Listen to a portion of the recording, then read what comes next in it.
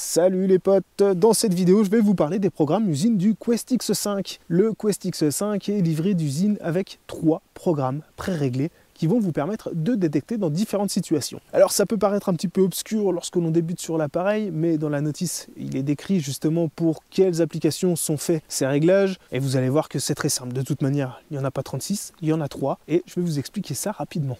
Sur le Quest X5, vous avez 3 réglages. Vous avez Jewelry, bijoux, vous avez tout métaux et vous avez ici le mode monnaie.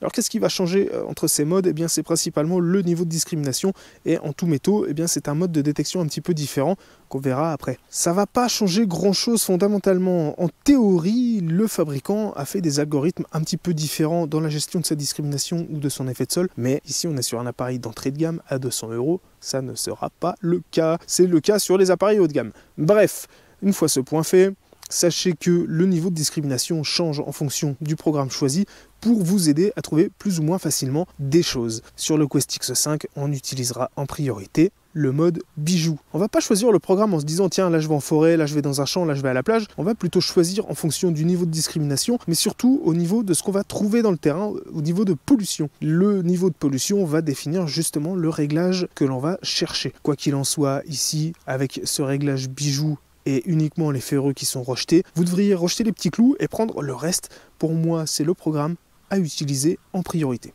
Je vais vous montrer maintenant la différence entre les programmes usine et le programme tout métaux. Pour changer de programme, c'est facile, vous appuyez sur la touche du milieu, quand ça clignote, vous rappuyez une fois et ça sélectionne le programme en cours, vous attendez, le programme est sélectionné. Moi, je veux le mode bijoux dans un premier temps. Alors c'est un mode dit dynamique, c'est-à-dire que l'appareil, vous entendez, il ne va faire des sons que lorsqu'il va toucher une cible. Ok, il ne me fera pas de son si j'ai pas de cible. En mode coin, c'est la même chose. En mode monnaie, ce sera exactement pareil. Le seul mode qui va différencier, et c'est vachement bien qu'on ait ça sur un appareil à 200 balles, c'est ce mode tout métaux qui est un mode statique. L'appareil fonctionne avec un seuil sonore.